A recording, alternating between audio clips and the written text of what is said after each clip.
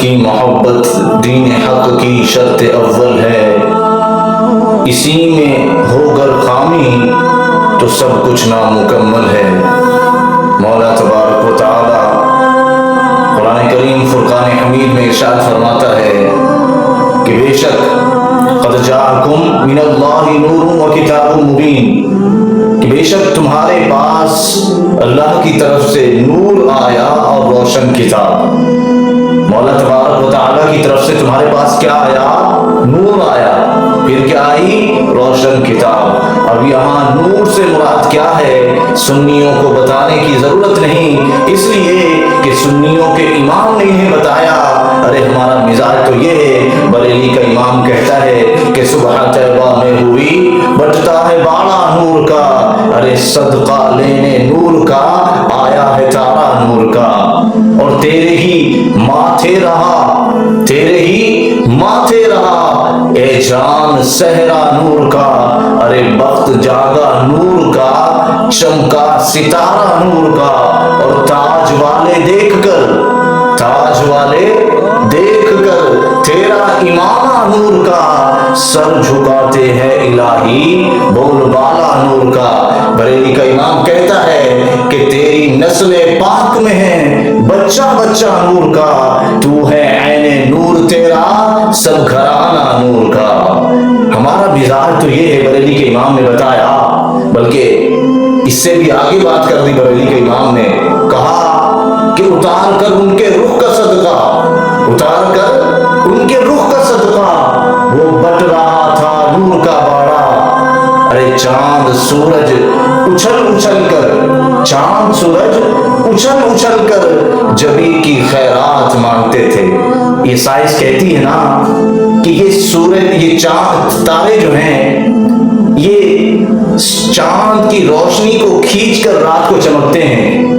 بریلی کا امام کہتا ہے کہ تم کہتے ہو یہ تارے چاند کی روشنی کو کھینچ کر چمکتے ہیں، تو پھر ہم یہ پوچھتے ہیں تم سے یہ چاند کس کی روشنی کھینچتا ہے؟ بریلی کا امام کہتا ہے کہ چاند ہو، سورج ہو، یا یہ ستارے ہوں، یہ سب کے سب کہ اتار کر ان کے رخ کا صدقہ وہ بٹ رہا تھا نور کا باڑا۔ بریلی کا امام کہتا ہے کہ جب میرے آقا علیہ الصلوۃ والسلام معراج میں اپنے رب تعالیٰ کی بارگاہ میں پیش ہوئے، اللہ رب العالمین کی بارگاہ میں حاضر ہوئے، تو اس وقت یہ چاند اور سورج، معراج کی رات چاند، سورج اور تارے کیا کہتے تھے کہ اتار کر ان کے رخ کا صدقہ وہ بٹ رہا تھا نور کا باڑا، کہ چاند سورج اچھل اچھل کر، چاند اور سورج اور تارے یہ اچھل اچھل کر کہہ رہے تھے کہ مولا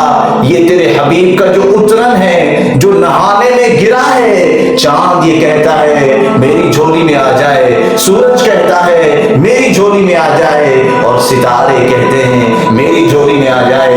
یعنی بریلی کا امام کہتا ہے کہ اگر اس چاند کو بھی جو نور ملا ہے، اس سورج کو بھی جو نور ملا ہے، وہ میرے آقا علیہ الصلوۃ والسلام کا صدقہ ہے۔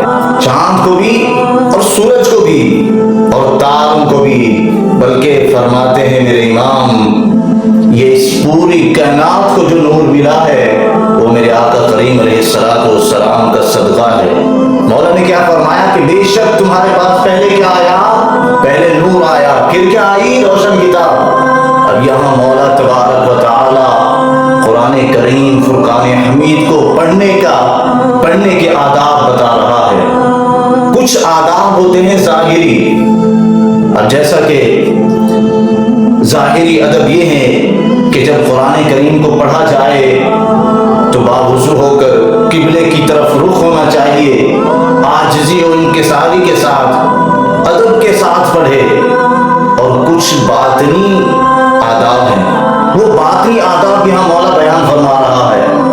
فرمایا کہ بے شک تمہارے پاس پہلے نور آیا پھر روشن کتاب آئی، یعنی کتاب کو پڑھنے کے لیے لائٹس ہونا ضروری ہے، کتاب کو پڑھنے کے لیے روشنی ہونا ضروری ہے۔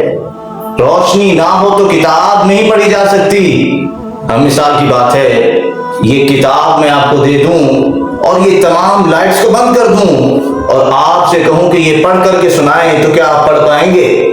پڑھ پائیں گے؟ نہیں پڑھ پائیں گے۔ آپ کہیں گے کہ پہلے روشنی تو کی جائے۔ پتہ یہ چلا کہ کتاب کو پڑھنے کے لیے روشنی ہونا ضروری ہے۔ اب تم اس روشن کتاب کو یعنی قرآن کریم کو پڑھنے کے لیے تمہیں یہ کرنٹ کی لائٹس کی ضرورت نہیں، بلکہ نور مصطفیٰ کی روشنی کی ضرورت ہے۔ جب تم اس کتاب کو نور مصطفیٰ کی روشنی میں پڑھو گے تو پھر یہ کتاب تمہیں ہدایت بھی دے گی اور تمہیں روشن بھی کر دے گی۔ اس لیے میں کہتا ہوں کہ تفسیر پڑھنا ہو، قرآن کریم پڑھنا ہو، قرآن کریم سننا ہو، قرآن کی تفسیر پڑھنا ہو، عشق مصطفیٰ شرط ہے۔ اگر قرآن عظیم کو عشق مصطفیٰ سے پڑھو گے تو تمہیں ہر آیات کا مفہوم بھی معلوم ہوگا۔ اگر تم قرآن کریم کو، قرآن عظیم کو نور مصطفیٰ کی روشنی سے، نبی پاک علیہ السلام کی محبت کے بغیر پڑھو گے تو تمہیں ایک حرف بھی سمجھ میں نہیں آ سکتا۔ مولا تبارک و تعالی ہم سب کو نور مصطفیٰ کی روشنی میں قرآن عظیم کو پڑھنے کی سعادت عطا فرمائے۔ آمین بجاہ خاتم النبیین۔